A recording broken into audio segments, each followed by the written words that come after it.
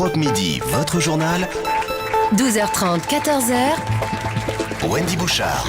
Il est 12h48, vous êtes les témoins, les acteurs de l'information et on attend vos impressions, vos réactions sur une mesure qui a été votée hier soir par les députés. Mesure qui commence à rendre furieux les députés de l'opposition, ça c'est une chose, mais surtout une majorité d'épargnants. La hausse des prélèvements sociaux sur les contrats d'assurance vie, sur les plans d'épargne d'action, sur les plans d'épargne logement, c'est une hausse rétroactive sur les gains accumulés. On va vous donner évidemment la parole et puis on va en parler avec Serge Maître, président de l'AFUB, Association française des usagers des banques. Bonjour, Serge. Merci d'être là pour nous éclairer et pour réagir aussi. Écoutez, certains parlent de scandale. On a sur Facebook Frédéric qui dit c'est une honte, Nelly qui dit c'est scandaleux. Comment un contrat signé, exemple assurance vie, peut-il être rétroactif? Ce qu'il faut expliquer, c'est que les placements qu'on a constitués depuis 1997, les gains que nous avons accumulés sur notre épargne seront désormais taxés à 15%, même si on l'a fait en 97 et que le taux était à 0,5%. Ça, c'est la volonté aujourd'hui de la loi, du gouvernement. Qu'en pensez-vous, Serge Maître? En fait, c'est scandaleux, je vais relayer, effectivement scandaleux, pas parce qu'on est épargnant et qu'on paye un peu plus, ça c'est classique. Chaque fois qu'on a une baisse de rémunération ou plus de fiscalisation, et là, en l'occurrence, c'est les contributions sociales qui sont en cause, on fait la tête, on n'aime pas ça du tout. On a beau, comme M. Bab, nous dire c'est la solidarité, parce qu'il a besoin de 600 millions pour le gouvernement. Mais à la limite, on assume.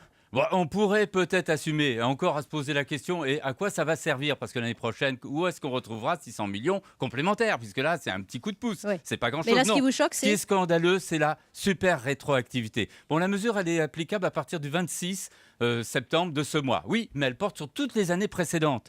C'est une super rétroactivité que la Cour européenne des droits de l'homme, oui, elle s'en mêle, a déjà condamné. Elle a dit que les États n'ont pas le droit de faire des lois super rétroactives pour changer des situations juridiques antérieures comme elles l'entendent. Il faut qu'il y ait des considérations d'ordre public, mais supérieures. Là, c'est pas le cas. C'est quelques millions dans la caisse. Donc, c'est le bas de laine. Oui, mais attendez. Moi, j'ai trouvé une décision du Conseil constitutionnel, puisqu'on a Martine sur Europe1.fr qui nous disait mais le gouvernement n'a pas le droit, le Conseil constitutionnel va retoquer cette mesure. Bon, elle avait l'air de croire à cela, Martine. Mais je lis dans cette décision, le législateur a la faculté d'adopter des dispositions fiscales rétroactives en considération d'un motif d'intérêt général. Ouais. Et comme Bernard Cazeneuve nous dit que les caisses sont vides, est-ce que c'est un motif d'intérêt général? Il est évident qu'on se dit, si on ne fait pas certaines choses, on va se finir comme l'Irlande ou comme l'Espagne, le Portugal et d'autres.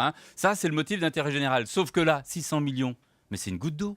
Attendez, on parle de l'autre côté de plusieurs dizaines de milliards et bien plus encore. Donc ce n'est pas véritablement l'intérêt général. Je dirais que c'est un motif d'opportunité. Où est-ce qu'on peut tondre des moutons? Tiens, il y en a là, il y en a pas beaucoup et on tombe dessus. Il y en a partout des moutons dans ce studio. Les 10 millions de titulaires de PEL, par exemple, de plans d'épargne logement. Oui. Et puis surtout, attendez, on voit bien que là... On a des questions pour vous, Serge. Alors Allez, vous allez voir. Des questions, monsieur, dans le studio d'Europe 1, justement. Oui, bonjour, je m'appelle Ludovic. Donc les contrats d'assurance vie, les PEL, c'était des dispositifs très proposés par les banquiers, des produits fréquemment proposés, c'est ce qui est proposé le plus fréquemment. Comment les banques vont-elles s'adapter? Est-ce qu'elles vont proposer autre chose en échange, en remplacement? Et si oui, quoi? En d'autres termes, est-ce qu'il y a d'autres produits de remplacement? Tout à fait. Dites-vous que l'épargne financière, c'est tous les PEL, les PEA, on parle du PA, PMI, PME, le nouveau, c'est des produits qui sont à la peine. On est à la peine depuis déjà l'année dernière. Vous vous souvenez, les prélèvements libératoires ont été supprimés depuis le 1er janvier 2013. Bon, on a l'impression que c'est peau de chagrin quand on gagne encore un peu, parce qu'on gagne de moins en moins en tant qu'épargnant financier, qui a placé ses économies dans l'épargne financière. Et là, est-ce que véritablement il y a des produits de substitution? Ne rêvons pas, tout le monde est à la peine. Il est évident qu'on fait grise mine et même pire, la grosse grimace. Donc il n'y a pas véritablement actuellement un produit de substitution. Alors quelque part, on peut en attendre quand même quelque chose. C'est que finalement, nous les Français, quand on a de l'épargne, qu'est-ce qu'on fait? On va chez notre banquier, on la place. Et savez-vous qu'aux États-Unis, dans 80% des cas, quand on a de l'épargne, on ne va pas chez le banquier. On va placer ça dans des entreprises directement pour injecter de l'argent dans des capitaux dont elles ont besoin. Donc, il va falloir peut-être prendre d'autres habitudes, nous les épargnants, se dire l'épargne financière, les pépères, comme au début du XXe siècle. C'est peut-être de moins en moins possible, en tout cas pour des gains qui soient cohérents. Alors, je vais donner la parole à Patrick qui nous appelle de Metz. Il est au standard d'Europe 1 et il s'interroge. Bonjour Patrick. Oui, bonjour. Il s'interroge sur ces produits de placement et sur cette mesure adoptée hier soir par les députés. C'est à vous, Patrick. Oui, absolument. Cette mesure, bon, elle est surprenante parce que vraiment une rétroactivité comme celle-ci, on n'en avait pas encore vu. Super rétroactivité, on dira. Super, oui. Oui, absolument. Et ça veut dire qu'on ne peut pas connaître maintenant à l'avance à quelle sauce on sera mangé, quelle sera la fiscalité à laquelle on sera soumis dans 4 ans, 5 ans, 6 ans. Donc ça crée une méfiance supplémentaire à l'égard des placements en général et de tous ceux qui bénéficient d'un avantage fiscal ou de conditions fiscales particulières. Donc pour moi, c'est clair, ça... Et votre question, Patrick?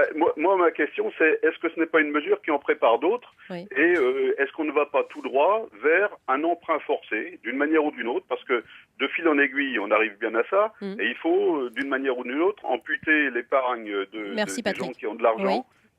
D'une manière ou d'une autre, et on va, je pense, vers un emprunt forcé. Voilà. Peut-être.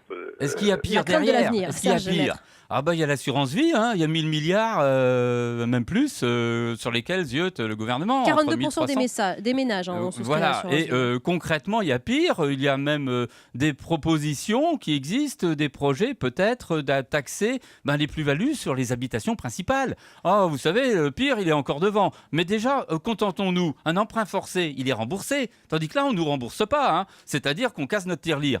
Concrètement, il faut quand même le reconnaître. Actuellement, c'est inéquitable. Pourquoi? Parce que si vous aviez liquidé votre patrimoine il y a 1 an, 2 ans, 3 ans, là, vous aviez échappé à cette surtaxe. Donc, ça montre bien que 2 poids, 2 mesures. Deuxièmement, ça ne vise pas que les gens riches et bien portants. Les personnes qui gardent longtemps leurs produits, c'est les personnes qui économisent tous les jours, tous les mois, tous les ans. Et donc, c'est pas nécessairement le riche et bien portant, justement, qu'on va taxer. On a Cédric sur Twitter, #1midi, qui nous dit: si le gouvernement décide que la taxe est bel et bien rétroactive, je veux que mon bulletin de vote le soit aussi. Voilà ce qu'il pense. Et je vous communique ce message. Encore une question dans le public d'Europe 1. Oui, bonjour Monsieur Maître. Je me demandais, est-ce que la solution pour le consommateur ne serait pas finalement de retirer son argent des banques classiques et de le placer dans des banques dites éthiques et solidaires? Disons des placements, on en parle beaucoup, des placements socialement responsables.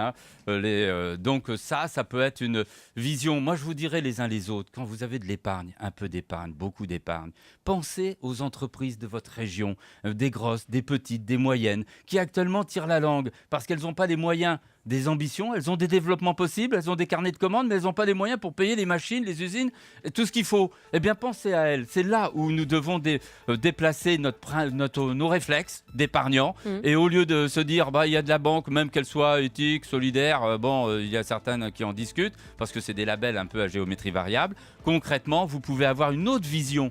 Et d'ailleurs, il y a aussi les gens qui se prêtent entre eux, maintenant, de particulier à particulier. Donc, on peut repenser, sans doute, notre épargne et son emploi. En tout cas, de gauche comme de droite, on a beaucoup de messages qui justement s'insurgent contre cette taxe scandaleuse. Et on a Isabelle par mail qui nous dit: j'ai même entendu que seuls 86 députés étaient présents lors du vote hier soir, alors que cette mesure touche des millions de Français. Wendy, vous parlez des députés. Moi, je pointe du doigt l'opposition. Allez, chiche, puisque vous êtes fort en gueule quand vous critiquez. Là, on attend un recours quand il faudra au Conseil constitutionnel. Concrètement, quelles que soient ces décisions précédentes, il faudra, parce que la jurisprudence évolue, parce qu'il y a des principes. Et là, il semble être bafoué. Merci beaucoup Serge Maître de la FUB, Association française des usagers des banques. Je pense que nous reviendrons évidemment sur ce sujet qui risque de faire encore grand bruit. Oui. Merci beaucoup pour vos témoignages et vos réactions dans le studio.